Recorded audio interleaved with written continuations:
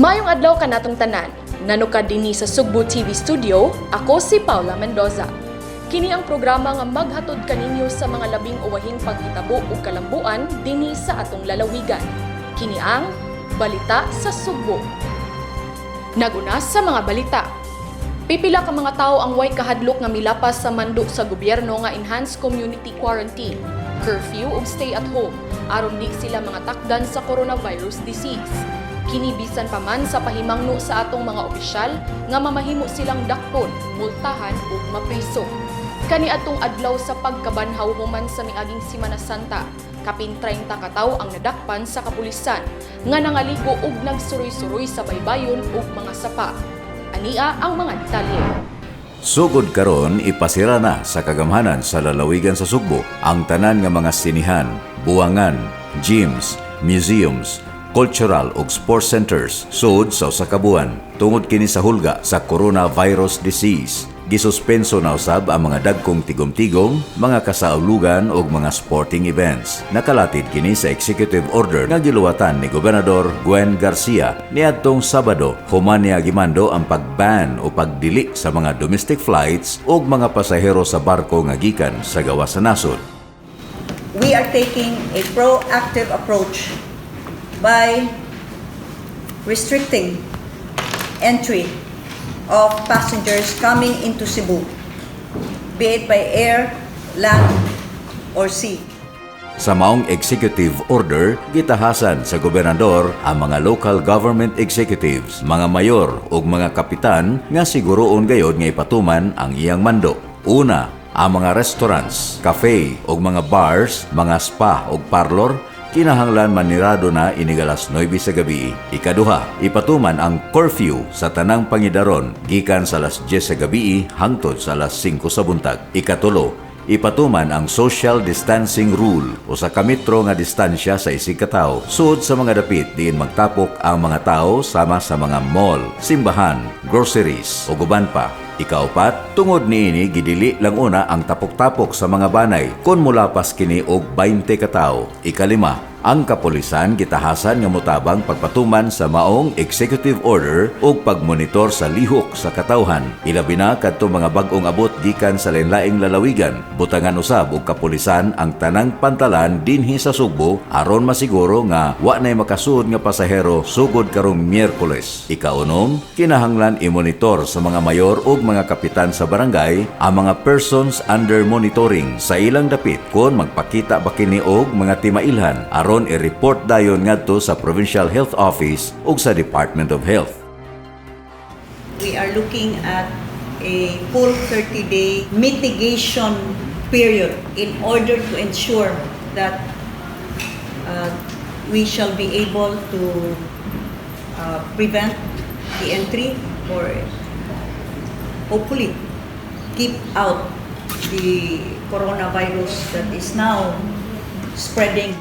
Hinoon, matod pa ni Gobernador Garcia, adunay exemption ang maong kamanduan. Kini mao ang mga military o pulis o mga trabahante nga panggabii ang duty sama sa mga doktor, nurses o uban pa. Giawhag usab sa gobernador ang mga local government units nga mopasar og ordinansa nga mopaluyo sa executive order. Apil usab sa mando mao ang pag-report sa mga magpapatigayon nga magpa-overprice sa ilang mga baligya o kinahanglan nga monitoron usab kini sa mga katawhan ug i-report ngadto sa mga kadagkuan sa lungsod, sa Kapitolyo ug sa Department of Trade and Industry kon DTI. Sam Costanilla, Balita sa Sugbo. Alas 12:01 sa tungang gabi karong Martes, Marso 24, giawhag tanang negosyo, business process outsourcing ug ubang trabahoan nga mag-work from home na lang aron minusan og 50% ang gidaghanon sa mga trabahante nga mosulod sa trabaho. Usa kini sa mga gimando sa Executive Order No. 5-K nga gi-issue ni Gobernador Gwendolyn Garcia niadtong Marso 21 isip hingusgan nga paagi sa pakigbatok sa coronavirus disease 2019. Gimanduan ni Garcia ang tanang mga mayor sa 44 ka mga lungsod ug 7 ka component cities sa probinsya nga mo-issue og ilang kaugalingon nga executive orders pagsagop sa mga probisyon sa maong EO aron ipatuman sa ilang tagsa-tagsa kadapit. Apil sa kamanduan ang pagsirado na sa tanang bars, internet cafes, video gaming arcades, gambling facilities, barbiruhan, salons ug ubang mga establishmento nga nagtanyag og personal care services nga dunay close contact. Apil niini ang home services sa mga manicurista, masahista, cosmetologists, tig-makeup ug ubang mga serbisyo. Unang gimando ni Garcia ang 24 ka oras nga curfew sa tanang mga estudyante gikan sa preschool hangtod sa kolehiyo ug sa mga nagpangidaron og 65 ug pataas. Gipasabot ni Garcia nga base sa data nagpakita nga kadtong mga nagpanuigon og 65 ug pataas mo'y labing matakbuyan sa COVID-19 labi na kung duna na sila'y daan gipamati sa lawas. Mahimo lang silang makagawas sa ilang balay kung gikinahanglan sila moadto og mga ospital aron magpatambal ug kung dunay pagtugot gikan sa ilang mga mayor. Ang mga mayors maoy mo issue sa exemption ninyo aron masayon unya ang atong kapulisan nga inyong ipakita kung kamo si takon. Ang mga syudad sa Subo, Mandaue ug Lapu-Lapu ang nipatuman usab sa samang curfew. Exempted sa 50% nga pagpamenos sa gidaghanon sa mga trabahante ang naa nagtrabaho sa healthcare operations, mga kompanya sa utilities, telecommunication, airport, transportation, manufacturing, labi na sa pagkaon ug pharmaceuticals, grocery stores ug pharmacies, nangolekta og mga basura, mail ug shipping, mga serbisyo nga mahinungdanon sa pagpatunhay sa kahusay ug kalinaw, sanitation, news media, mga bangko o ubang financial institutions, construction-related services, logistics and technology support, childcare o ubang mga serbisyo aron magpadayon ang operasyon sa mga ahensya sa gobyerno, panglawas o kaluwasan sa publiko. Ang uban nga gusto magpa-exempt tungod sa bugat nga mga rason, mamahimong musuwat ngadto sa Office of the Governor. Gimanduan usab ni Garcia ang Department of Education nga hunungo na sa labing madaling panahon ang online classes sa tanang mga ang-ang. Suspended na ang klase. Busa, ilakip na ang mga online ninyo nga mga klase. Unya na lang ta maguna-una kung saan pag-make up. For these days nga walay klase, that is the least of our priority. Aron walay rason ang mga estudyante nga moadto ni mga internet cafes kay aron makapadala sa ilang mga reports. Alang sa balita sa Sugbo, kini si Sheila Gravines. Misano nga mga leader sa lain-lain nga religious group sa Sugbo sa hangyo ni Gobernador Gwendolyn Garcia nga isuspenso lang usa ang mga dagkong pagtapok sa mga simbahan. Niadtong Marso 16, nagtapok ang mga leader sa Simbahang Katoliko, United Church of Christ in the Philippines kon UCCP, Iglesia ni Cristo kon INC, Seventh-day Adventist, Cebu Islamic Center, Dating Daan ug Bradford UCCP. Kagahapon Marso 17, gianunsyo ni Cebu Archbishop Jose Palma nga kansilado na ang tanang mga misa, prosesyon ug uban pang dagkong pagtapok sugod Marso 18.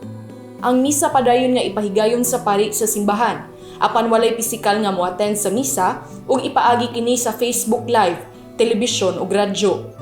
Isuspenso na usab ang mga dagkong kasal ug bunyag. Mato ni Monsignor Renato Beltran Jr. nga padayon ang mga funeral services, apan limitado lang ang makatambong. Abli ra usab ang mga simbahan alang sa pag-ampo, apan kinahanglan sundon ang social distancing rule.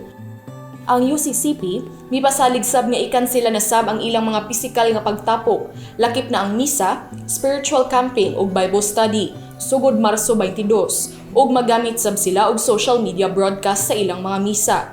Ang INC sa ilang bahin, regular nga magpahigayon sa ilang misa, apan ila kining ipasaka nga hangyo ngadto sa ilang Central Church sa Manila.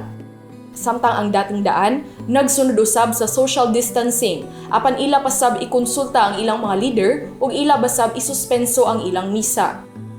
Human sa pagsabot, tagsa-tagsang mihalad og pag-ampo ang matag leader, isip petisyon nga protektahan ang Sugbo gikan sa coronavirus disease. Alang sa balita sa Sugbo, kini si Paula Mendoza.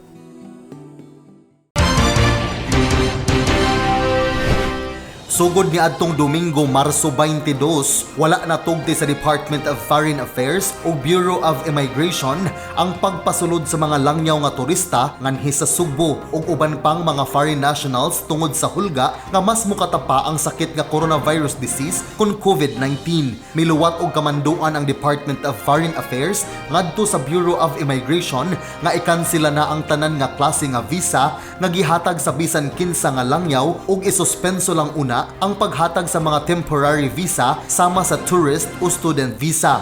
Gisuspenso na usab ang visa-free agreement sa ubang mga nasud.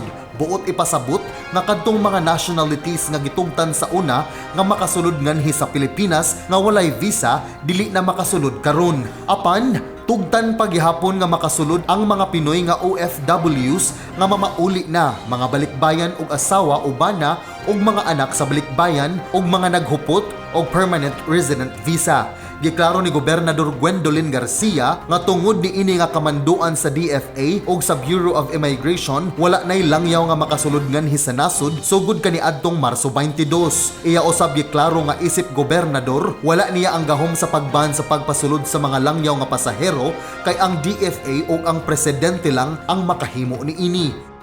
Kay di man takaban ni ining maong mga foreigners. Unless and until hunungon sa Philippine government ang ilang pagsulod, igo ra gyud ta makabutang og mitigating measures. Mga lakang kung diin atong paninguhaon nga dili gayud mo spread ang maong virus. Samtang ang mga pasahero nga gitugtan pa nga mosulod nganhi sa nasud, ilabi na dinhi sa Sugbo nga gikan sa laing nasud, ipaubos gayud kini og 14-day mandatory quarantine. Sila ipahimutang sa mga hotels kung wala sila kaugalingon nga panimalay dinhi sa Sugbo. Apan sila ang personal nga mobayad ni ini. Kadtong adunay panimalay, mamahimo sila nga mag-home quarantine. Ang mga kawani sa Department of Health o Provincial Health Office o Provincial Tourism Office mao mismo ang mohatod sa maong mga pasahero nga i-quarantine ngadto sa quarantine facility o sa ilang panimalay. Dili usab sila tugtan nga mogawas ug makighinabi sa laing tawo samtang gi-quarantine. 14 days mandatory quarantine usa. Igi-quarantina na ni nato sila. Naa sila karon sulod og mga hotels 14 days dili makagawas sa kwarto. Hinatod ang pamahaw paniudto ug panihapon. Nganong 14 dias kay ang incubation period sa virus 14 dias. Alang sa balita sa Sugbo, kini si John Fredson Granada. Eksaminon ang temperatura ug dili mahimo munaog ang mga driver ug mga pahinante sa truck inighatod sa ilang mga kargamento ug supplies dinhi sa Sugbo nga gikan sa laing mga probinsya. Usa kini sa mga lagda nga gipagawas sa kagamhanan sa probinsya sa Sugbo, kabahin sa mga truck nga maghatod og supplies dinhi sama sa baboy ug ubang mga produkto nga gikan sa gawas sa Sugbo. Alas 12 sa tungang gabi niadtong Marso 17, gidid-an na nga makasud sa tanang mga pantalan dinhi sa Sugbo ang mga pasahero nga gikan sa laing mga lugar. Usa kini sa mga gimando ni Gobernador Gwendolyn Garcia aron dili makakatap dinhi sa Sugbo ang coronavirus disease 2019 kun COVID-19. Giklaro hinuon ni Garcia nga ang mga pasahero lang ang gidid-an nga makasulod dinhi sa Sugbo tungod kay padayon gihapon gidawat ang gideliver nga mga kargamento og supplies nga gikan sa laing mga dapit. Apan kinahanglan sila mutuman sa mga lagda nga giplastar sa kagamhanan sa lalawigan sa Sugbo kabahin niini. Katupong outbound ato po na gi-allow. Let us make this also very clear. We are only banning the entry of passengers. Those that wish to leave, kung naa sila makuha nga trip, then by all means, dili ni sila nato i-restrict. They can go out of Cebu. Ang Cebuanos that also wish to leave, they're free to go out of Cebu. Ang lisod lang nila pagbalik. They may not be able to come back within 30 days. Within the 30 days nga atong gi-impose ni nga border controls.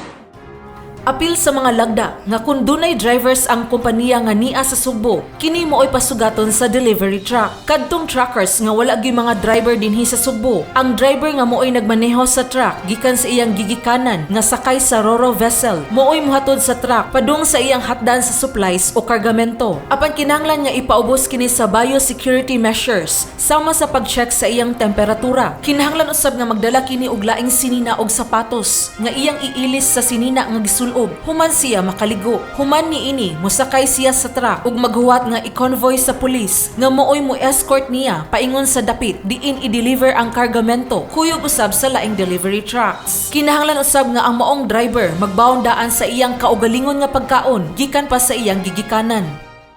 Kay dili siya allowed nga manaog. To see to it nga dili siya maghunong-hunong, dunay mo escort nga PNP. Aron sa dili mahurot ang atong PNP nga mo escort aning tanan trucks, convoy ni sila. Huwaton usa nga magpundok banig 5, 8 ka buok ingnon ta puros sand and gravel, mao ni sila maoy escortan og usa ka PNP. Kung sand and gravel, sila mo identify. Kung baboy, sila mo identify. Kung kaning mga uban supplies, ilang i-identify. Sila na'y magsabot-sabot. Kung buhi nga baboy ang hisgutan, nihangyo si Garcia nga sabuton daan sa mga tig-supply og baboy ang ilang mga customer og usara ka lugar diin didto sila magbahin-bahin. Aron sa dili ma-overburden ang atong mga PNP personnel nga magkuyog-kuyog ug daghan kaayong adtuan. Ang pinaka-ideal nato gyud inig-abot diri sa atong pier, ang driver mo subject to all the health checks o sa kaning disinfection methods o biosecurity. Matawag na nato.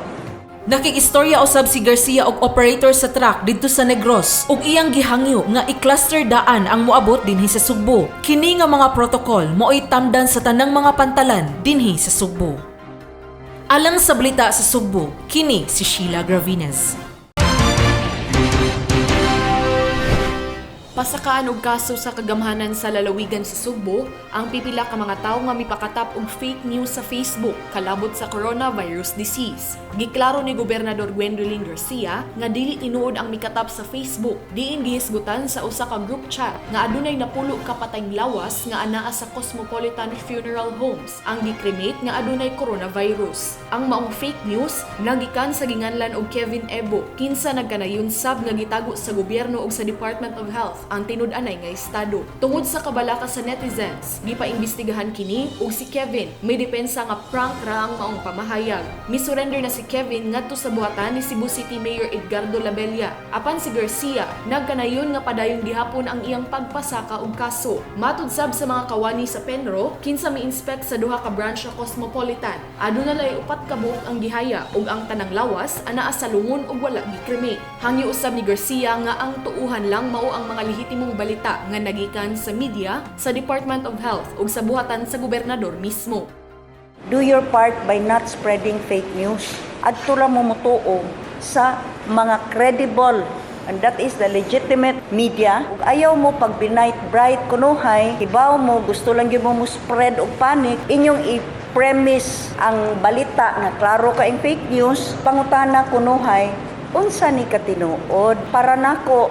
That is even more malicious. Kay nahibaw mo by just asking, unya inyo nang gi-relay na sad that piece of obvious false information. Sa pagkakaroon, adunay 77 ka mga person under investigation nga anaa sa mga hospital sa Tibok Rehiyon 7. Sa 76, 14 niini ang nagnegatibo na sa test ug 62 na lang ang gihuwat pa ang resulta. Samtang niadtong Marso 18, gikumpirma sa DOH nga positibo sa coronavirus ang usa ka pasyente sa Dakbayan sa Mandawi apan naka-recover na kini. Alang sa balita sa Sugbo, kini si Paula Mendoza. Kansilahon ang permit sa mga kompanya nga dili motuman sa pagpamenos sa gidaghanon sa mga trabahante, bali og 50%. Those companies that do not follow the cutting down of the workforce by 50% in the province of Cebu will be recommended for the revocation of their permit. Sugod alas 12:01 sa tungang gabii niadtong Marso 24, Tanang mga patigayon nga nag-operate sa lalawigan sa Sugbo ang gimanduan nga mopatuman sa 50% reduction sa ilang workforce o kadtong mga empleyado nga mo-report mismo sa ilang trabahoan. Mao kini ang unod sa Executive Order No. 5-K nga gi-issue ni Gobernador Gwendolyn Garcia niadtong Marso 21. Matud ni Garcia, apil sa maong kamanduan ang mga business process outsourcing o call centers sa probinsya. Apan exempted niini ang mga kompanya nga nagbuhat og mahinungdanon nga mga serbisyo. Kini sama sa healthcare operations, infrastructure sama sa utilities, telecommunication, airport, transportation, manufacturing labi na sa mga pagkaon o pharmaceuticals, grocery stores, pharmacies, nangolekta og basura, mail, shipping services, news media, mga bangko ug ubang financial institutions, construction, mga serbisyo nga nagpatunhay sa kahusay ug kalinaw, sanitation, ug logistics ug technology support, childcare ug ubang mga serbisyo nga gikinahanglan aron magpadayon ang operasyon sa mga buhatan sa gobyerno. Sumala sa gobernador alang sa mga syudad sa Sugbo ug Lapu-Lapu nga pulos independent cities, magdepende kini sa executive orders nga gi-issue sa isig ka mga mayor. Si Garcia una nang niauhag sa mga kompanya sa Sugbo nga hatagan og kasakyan ng ilang mga empleyado labi na padung sa pagpauli. Gidugang niya nga mahimo ra kini sa mga kompanya tungod kay gimanduan na sila nga minusan og 50% ang gidaghanon sa ilang mga trabahante nga moadto sa ilang trabahoan. Alang sa balita sa Sugbo, kini si Sheila Gravinas. For your protection and the protection of your family, protection of others, stay home. Pabili na lang mo sa inyong balay. Follow all measures that the government is now asking the public to follow. Kini ang panawagan ni Gobernador Gwen Garcia sa mga Sugboanon human gikonfirmar sa Department of Health ang unang COVID-19 case sa Sugbo. Ipatuman na gyud ang strict social distancing ug dili na gyud tugutan ang mga pundok-pundok ilabi na sa public transport. Si Garcia nagkanayon nga kung mamahimo, mag-self-quarantine na lang una ang mga katawhan. Iya usab gipasabot nga angay mosunod gayud sa mga protocols ang mga motorista ilabi na ang mga driver sa bus, jeep ug ang habal-habal dili na mamahimo nga magpasakay. Gipahayag usab ni Garcia nga tahasan usab ang mga barangay opisyales nga hingpit og kanunay ang pagmonitor sa tanan nga mga aktibidades nga pagahimuon sa tagsa-tagsa ka sports complex ug ilabi na ang mga internet cafes. Dili tugtan ang mga bata nga musod. That will be a violation ug mo rekomendar na kong pasirhan. Ug ang kadturang mga estudyante nga dunay gihuman nga mga term papers or thesis or other reports, apan kinahanglan na check upon mismo sa tag-iya. Kay ang mga pulis mulibot sad. Ug kung dunay report of any violation whatsoever, sirhan mo. Mapasalamaton si Garcia sa mga religious groups nga misanong sa hangyo nga undangon lang usa ang mga misa ug pagahimuon lang usa kini sa telebisyon o online. Ug niuyon ko, niini mga panahon na mas gikinahanglan tang moampo, apan mahimo tang moampo direkta sa Ginoo. Ang Ginoo omnipresent, anaa sa tanang lugar. Sa pagkakaron giauhag ni Garcia nga dili magpanik og kinahanglan nga mag-andam kanunay. Nanginaot usab si Garcia sa kooperasyon sa matag Sugboanon ug dili gayud magpataka og basa o pasa sa mga fake news. This virus can be overcome, but only when there is a minimum of movement. Only if there is a responsible citizenry nga magtan-aw dili lang sa iyang kaugalingon nga kaayuhan apan sa iyang kaugalingong pamilya sad. Alang sa balita sa Sugbo, kini si John Fredson Granada.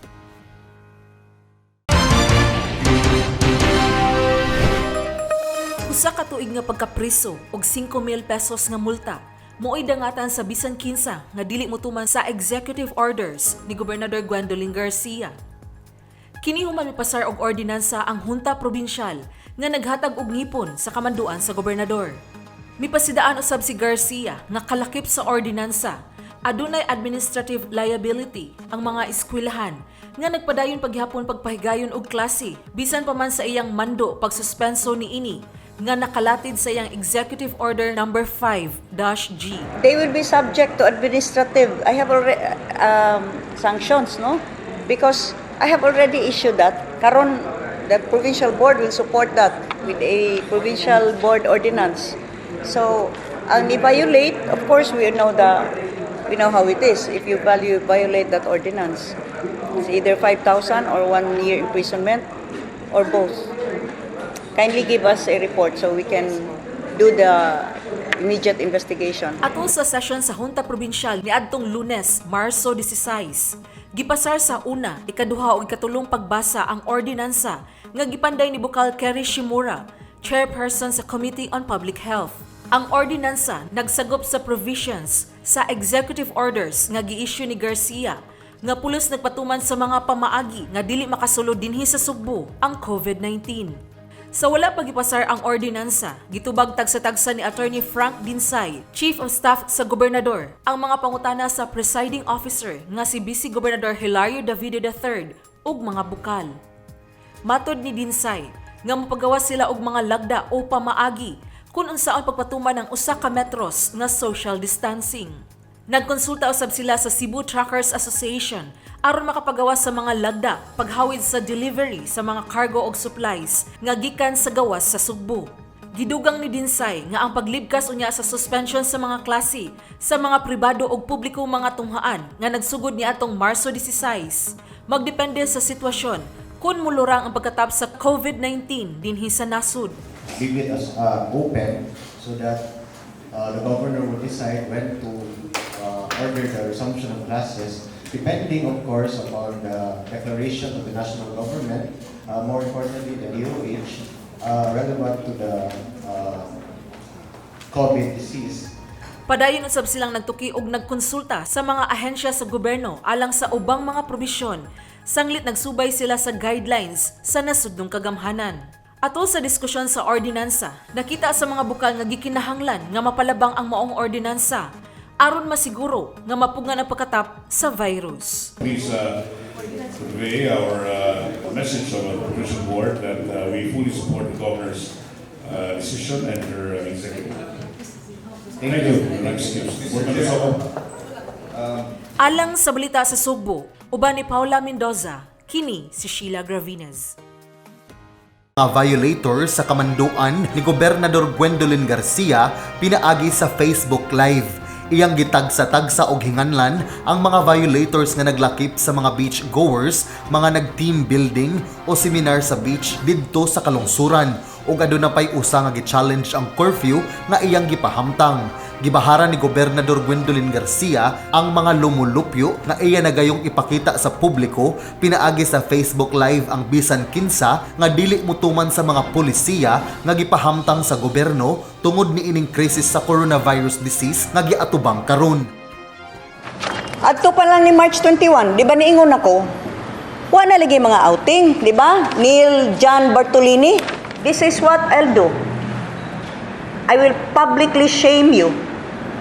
Kay gahi kay mong mga o. It's either gahi kay mong mga o or mga gago mo. Kay di mo kasabot. Subay ni ini, miluwat og bag-o na usab nga executive order si Garcia nga iyang gipirmahan ni adtong Lunes sa gabii. Kini mao ang executive order number 5-L nga nagmando sa mga beach resorts ug mga hotels nga dili na modawat og mga group bookings nga adunay 5 ka tawo pataas. Nakalatid usab sa maong EO nga dili una tugtan ang mga summer outings o group celebrations o parties nga bisag adunay 5 lang ka tawo. Ginadili na usab ang mga island hopping o mga diving activities. Giklaro sab ni Garcia nga temporaryo usab nga gipasara ang mga golf courses dinhi sa probinsya sa Sugbo. Matod ni Garcia, tungod kay panahon karon sa krisis sa COVID-19, kalimtan lang usa ang mga luling hayaw. Gawas pa, gipahamtangan naman gani 24-hour curfew ang pipila ka porsyento sa populasyon o dili na sila makagawa sa tanang 24 oras. Kini mao ang mga estudyante, mga teenagers ug mga postgrads nga walay mga trabaho ug mga senior citizens nga nagpangidaron og 65 anyos pataas. I urge and I encourage the public to send us photos sa tanan nga mga lungsod ug dakbayan sa mga barangay kung doon na mo'y makit-an nga wa gyud patuo, padad imi klaro nga picture, padad imi klaro nga photos, kuhaa ang pizza ug ang oras.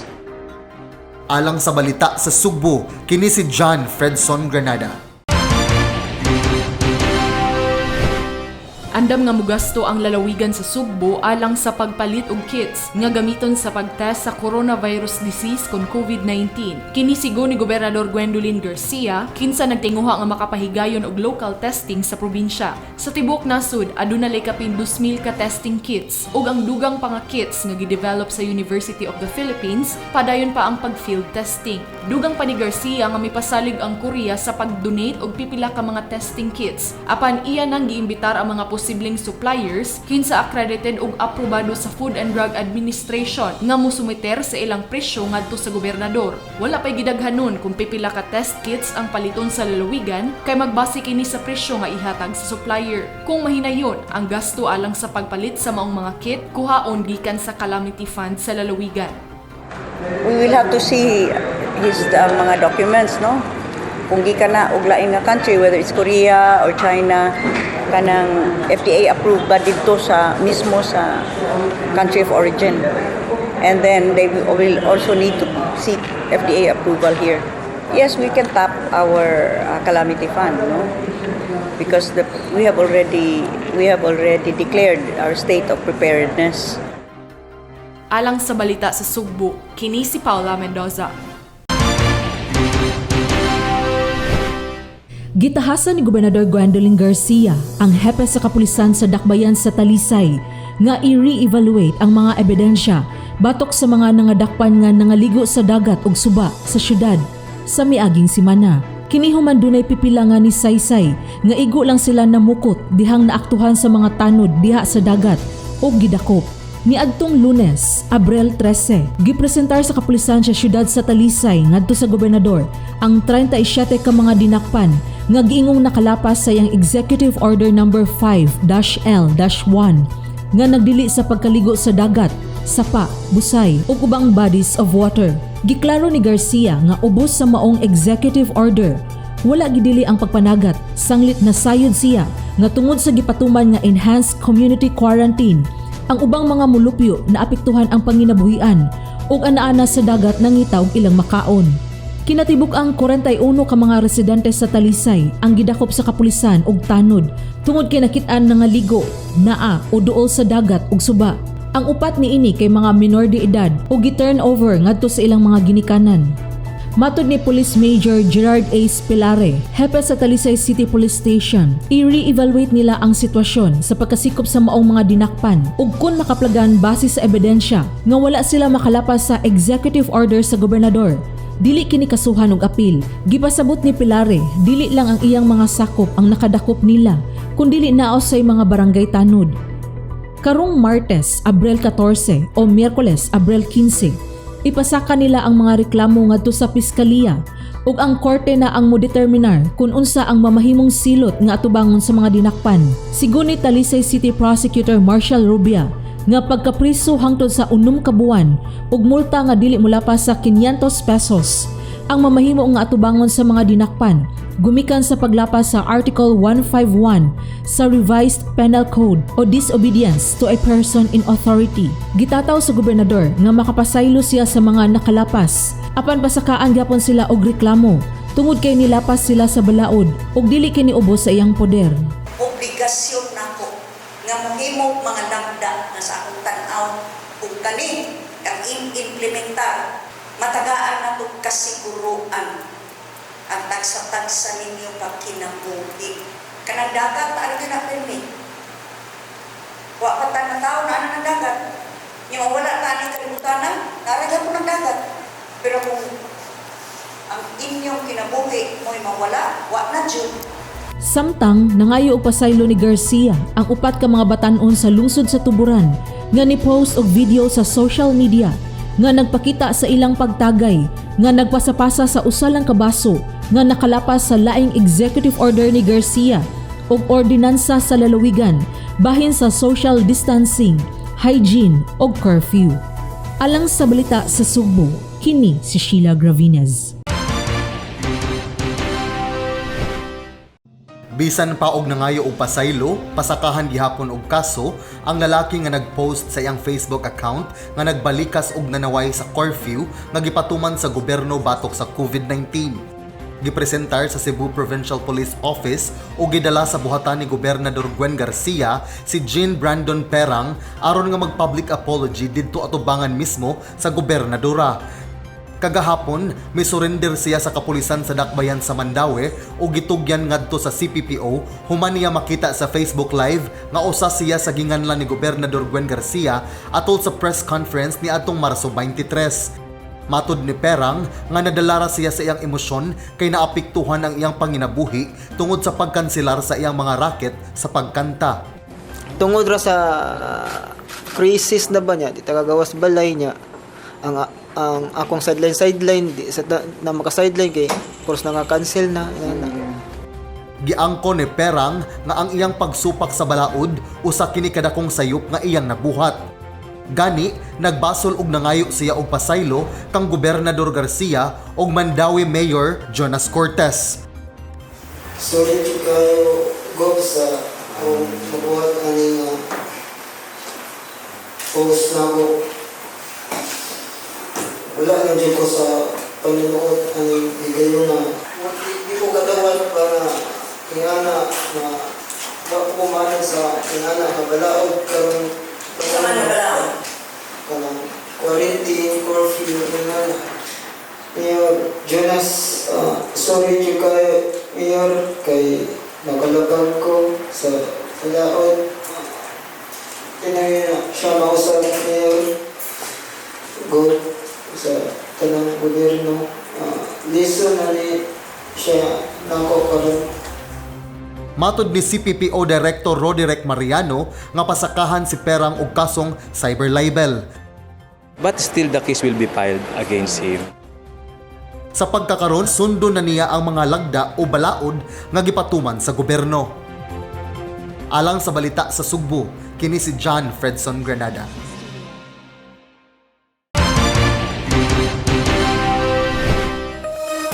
Ni susi sa checkpoint si Gobernador Gwendolyn Garcia sa 5 ka mga lungsod sa habagatang Sugbo ni adtong Martes sa gabii. Unang gisusi ni Garcia mao ang syudad sa Talisay, misunod ngadto sa Minglanilla, San Fernando, syudad sa Naga ug syudad sa Karkar.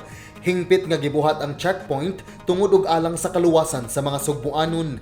Gikinahanglan ang pagmonitor sa body temperature sa mga motorista, striktong pagsubay sa social distancing ug labaw sa tanan ang pagsunod sa 10 PM curfew sa tibuok probinsya. Matud ni Gobernador Garcia nga ang pagpahigayon sa checkpoint usa kini sa mga lakang nga gipatuman sa kagamhanan sa lalawigan sa Sugbo ug kinahanglan motuman ang mga motorista. Karon ni Asad ilan nang gi-check up, set up ang mga checkpoints sa kada lungsod. Kay nasayod ta do na may 10 o'clock curfew na nga atong ipa-impose. Gipasalamatan ni Garcia ang kadagkuan sa kapulisan, gipanguluhan ni PRO7 Director Albert Ferro ug CPPO7 Director Roderick Mariano. Sa ato lang mga kapulisan, kibaw ko nga maapta ni sila kadlawon diri. Kunya ako lang giari kay aron pagpakita sa akong suportar nila. Sa iyang bahin, si PRO7 Director Ferro mipadayag sa iyang pagpasalamat sa tanang motorista nga nisunod sa protocol ug iyang gipasalig nga i-improve nila ang pag-designate o pag-segregate sa mga sakyanan sa kadalanan sa panahon sa checkpoint. Tomorrow we'll have a strategic planning and come up with a debriefing on what are the deficiency that we encountered this evening, and we'll try to find ways on how we could improve the checkpoint operation so that it will hamper the activities of our Cebuano community. Gipasalamatan usab ni Garcia ang mga mayor sa kalungsuran sa kanunay nga paghatag og importansya ni ining nagpadayon nga dakong hulga sa coronavirus disease 2019. Dako sad kaayo ang ilang papel ni Iniron sa pag-secure sa atong mga coastlines, sunod sa atong mga lagda. Mihatag usab si Garcia og tubig og food packs kini isip pasalamat alang sa mga kapulisan nga nagtinguha nga magpabiling luwas ang tanang Sugboanon. Alang sa balita sa Subo, kini si John Fredson Granada.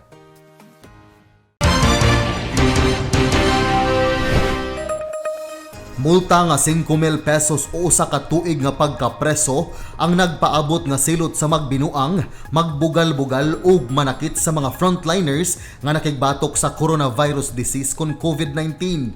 Gipasar na sa Hunta Probinsyal ang Ordinance number 2020-08 o ang Frontliners Anti-Discrimination and Harassment Ordinance Series of 2020 atol sa sangguniang panlalawigan session kagahapon, Abril 6. Giluwatan kini nga ordinansa ni Bukal Kerry Kian Shimura uban sa pakigtambayayong ni Bukal Glenn Soko. Kinisab nga ordinansa adunay certificate of urgency ni Gobernador Gwendolyn Garcia tungod sa mga taho nga daghan na nga mga frontliners ang nabiktima sa pagpanakit. Gani, usa ka medical personnel ang nagpadala og suwat didto sa buhatan ni Bukal Glenn Soko nga nakasinati og diskriminasyon sama sa dili na pagdawat o pagpahawa sa ilang giabangan nga balay. Mr. Chair, that there's really a need to enact this ordinance condemning to the highest degree all forms of discrimination. This is a testament and a proof of such practices that it exists, Mr. Chair. There are specifics as to the name of the apartheid, the incidents that took place, the time, everything is in detail. Even the complainant has voluntarily expressed in writing. Gitinguha sa maong ordinansa nga maproteksyonan ang mga emergency responders, healthcare workers, public health emergency o frontliners sama sa doctors, nurses, kapulisan, mga barangay tanod, guards o mga nagtrabaho sa punerarya.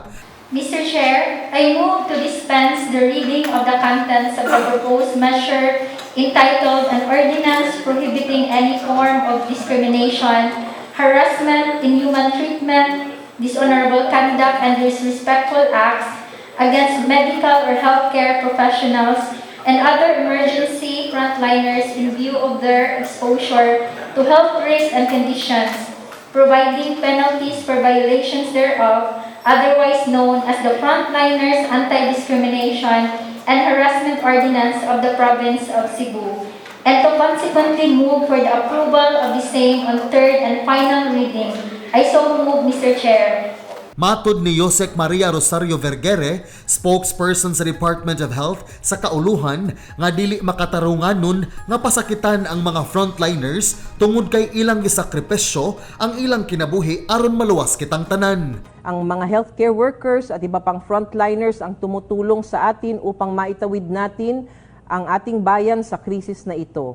Imbis na sila ay ating itaboy at saktan dahil sa takot na mahahawa tayo sa COVID-19, sila po ay ating dapat pasalamatan at pagbigyang pugay. Ang kanilang dedikasyon at serbisyo sa bayan ay walang katumbas. Alang sa balita sa Sugbo, kini si John Fredson Granada.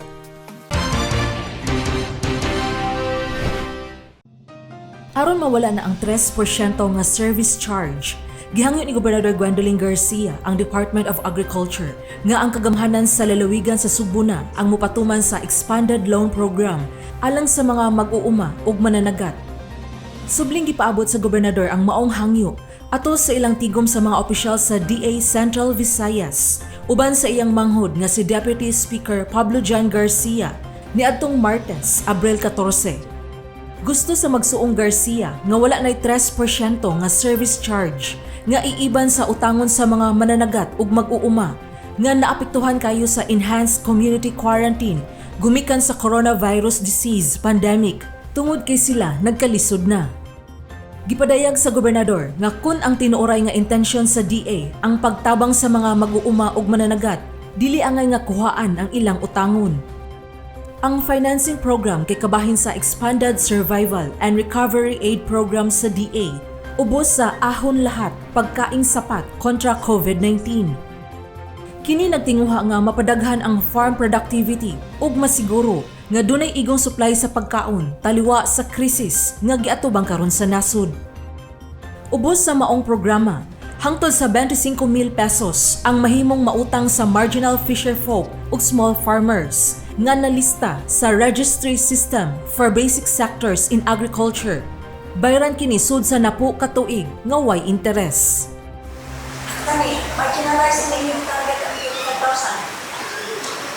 85,000. And worse, they're not only marginalized, they're severely affected. They still have to make up for the losses that they have incurred against COVID. These are the farmers who can hardly have anything on to eat. What na halin, nagdaot, what na nalata, mga vegetables. Si Gobernador Garcia nihangyo kang DA7 Regional Executive Director Salvador Diputado nga ipaabot ngadto sa ilang labaw ang iyang hangyo aron mausab ang guidelines. Ubos usab sa expanded loan program ang kwalipikado nga micro, small, medium enterprises sa agri-fishery sector mahimo makautang hangtod sa 10 milyones pesos nga way interes ug bayran sud sa 5 ka tuig. Gipasabot ni Dr. Jerry Avila, hepe sa Field Operations Division sa DA7, nga target sa maong programa nga makabalik ang mga mag-uuma og agri-fishery enterprises nga apektado gumikan sa gipatuman nga enhanced community quarantine gumikan sa COVID-19. Ang pagkapildi man gud ani nga kuan kay dili man gud siya natural calamities nga na igong bagyo. Kini kay tungod sa usikyo wala siya ka market. Way na malit na to kay di man manaka ang mga malitay. Dili man siya na igong economically. Samtang nihatag ang DA7 og 138.76 ka kilos sa mga liso sa lain-laing mga utanon ngadto sa Kapitolyo nga nagkantidad og kapin sa 446,000 pesos. Kini agi og suporta sa Sugboanong Busog o Sugbusog nga proyekto sa probinsya sa Sugbo nga nagdasig sa mga mulupyo nga mananom aron dunay maani o mapukpo taliwa sa SEQ. Apil sa mga liso nga gihatag ang kalbasa, tangkong, okra, sitaw, upo, pipino ug uban pa. Alang sa balita sa Sugbo, kini si Sheila Gravinez.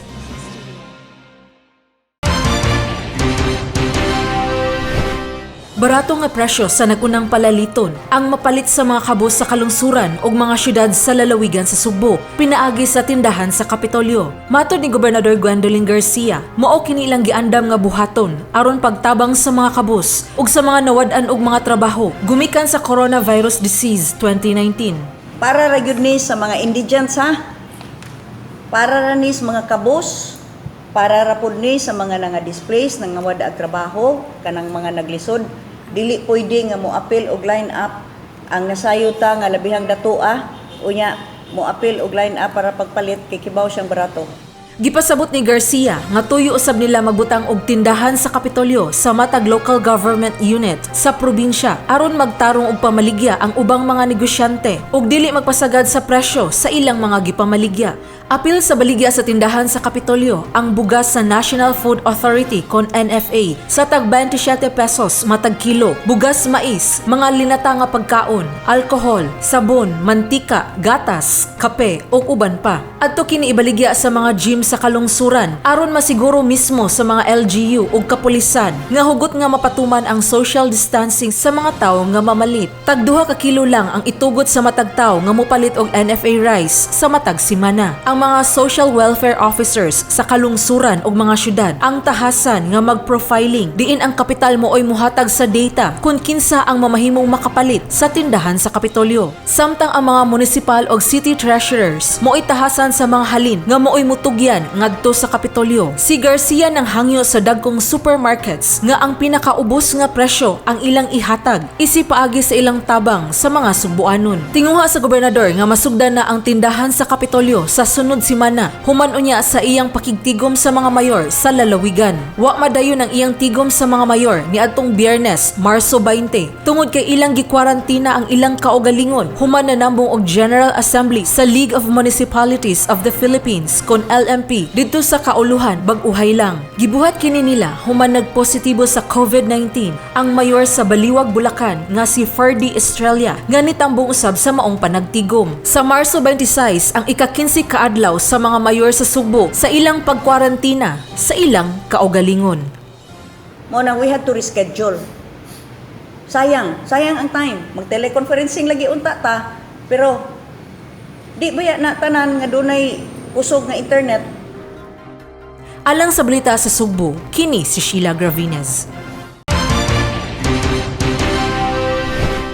Samtang gitahod ni Gobernador Gwen Garcia ang right to privacy sa mga nagpositibo sa COVID-19 o sa mga pamilya ni ini. Alang niya, dako og ikatabang kun mismo ang mga pasyente na ang voluntaryo nga mopahibaw ni ini. Because then it sends an alarm signal to those who may have had contact with this patient. Nagtuo ang gobernador nga sa ingon ni ini nga pamaagi, mahatagan og proteksyon ang uban ug sayon usab ang contact tracing o ang pagsubay kung kinsa ang mga nahaduol sa mga tawo nga COVID-19 positive. Matod ni Garcia, base sa gisulti ni Department of Health 7 Director Jaime Bernadas, dunay mga kondisyon o qualification sa pagbutyag sa pagkatawo sa mga nagpositibo sa COVID-19. Gidugang niya, ang pagkatawo sa mga COVID-19 positive dili mahimo iyagyag ngadto sa publiko, apan mahimo kini mahibaw-an sa local government unit o sa opisyal sa mga panglawas sa mga lugar diin sila nanimuyo. Maura na. And so I am still shackled by these conditions. Maunay atong limitation kay dili ta mahimo nga musulti in public apan kami mga opisyal mahimo masayod kung kinsa ni sila.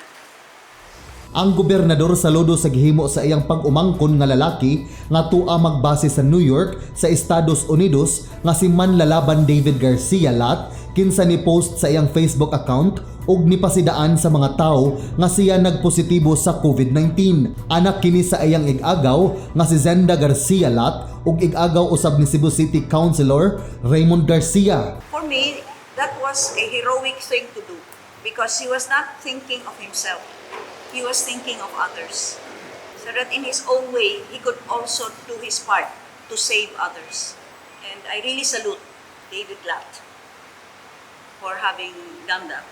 Niadtong Marso 16, gi-admit sa hospital si David tungod sa COVID-19 o gi-incubate og sobra sa 3 ka adlaw. Gani, nagpatabang og ampo ang iyang inahan sa tibuok banay nga Garcia alang sa kaayuhan sa iyang anak. Karon, anam-anam na nga naka-recover sa virus si David ug dako ang ilang pasalamat sa labaw nga makagagahom. Alang sa balita sa Sugbo, kini si John Fredson Granada.